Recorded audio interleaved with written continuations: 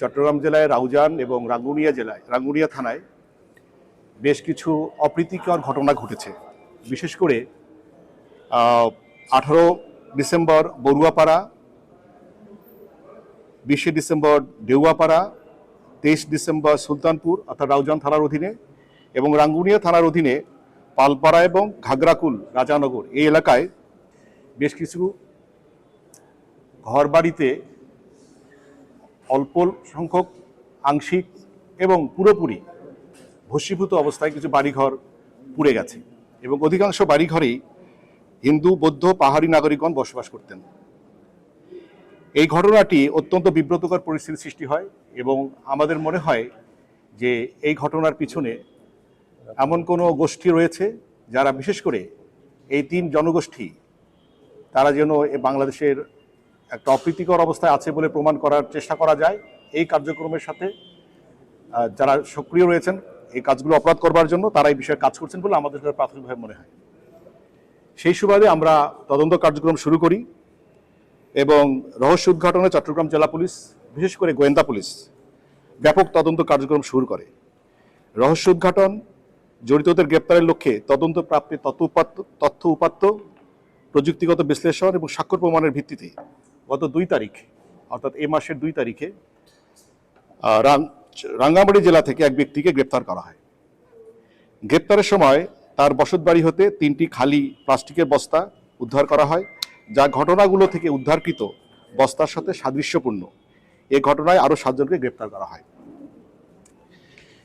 5টি ঘটনার 4টিতে হিন্দু, বৌদ্ধ এবং পাহাড়ি জনগোষ্ঠী বা পরিবার এবং একটি মুসলমান পরিবার এর বাড়িঘর ক্ষতিগ্রস্ত হয়। এর মধ্যে 3টি ঘটনায় আগুন ধরানোর চেষ্টা আর 2টি পুরোপুরি ভস্মীভূত হয়।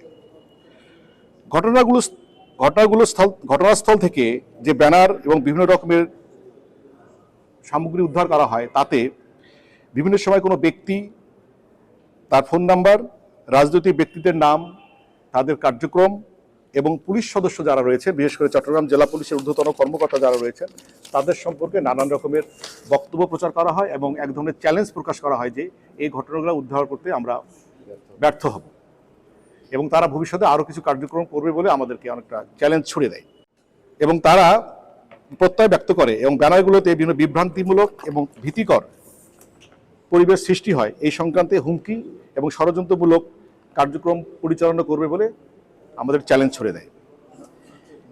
তো এই ঘটনায় বসবাসকারী যারা রয়েছেন তাদের সকল ব্যক্তিদের শনাক্ত আমরা করেছি। যারা যারা ক্ষতিগ্রস্ত হয়েছেন তাদের আমরা কোনো কোনো ক্ষেত্রে এবং অধিকাংশ সময় তাদের ঘটনাস্থলগুলো পরিদর্শন করেছি এবং তাদের স্বাক্ষর প্রমাণ নেওয়ার আমরা চেষ্টা করেছি।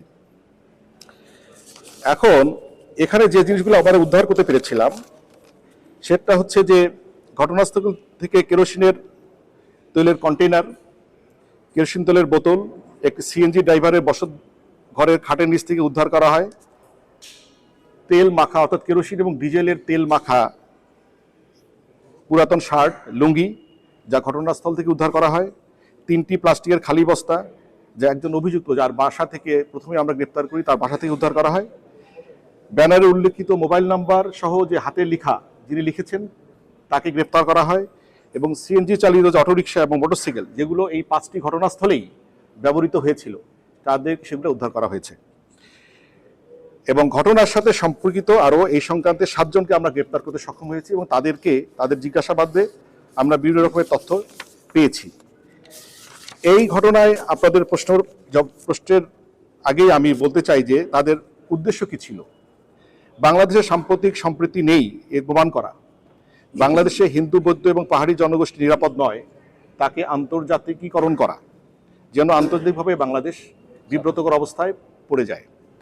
জাতীয় নির্বাচনকে প্রশ্নবিদ্ধ করা অর্থাৎ এই জনগোষ্ঠী যদি নিরাপদ না থাকে তাহলে তারা ভোটের পরিবেশ পাবে না, এই কথাগুলো বলবার বা চেষ্টা করা হয়েছিল।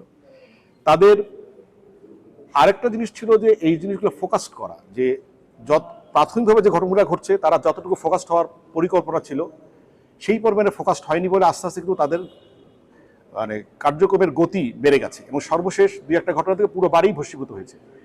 এবং জিজ্ঞাসাবাদের মধ্যে এখন পর্যন্ত যা আমরা পেয়েছি তাদের আরও কিছু পরিকল্পনা ছিল, বিশেষ করে শিক্ষা প্রতিষ্ঠানে আগুন জ্বালানো চেষ্টা করা, এবং আরও দুই একটা ঘটনা ছিল সেটা আমরা এই মুহূর্তে বলছি না, আর একটু বড় ধরনের নাশকতার কথা ভাবা হচ্ছিল।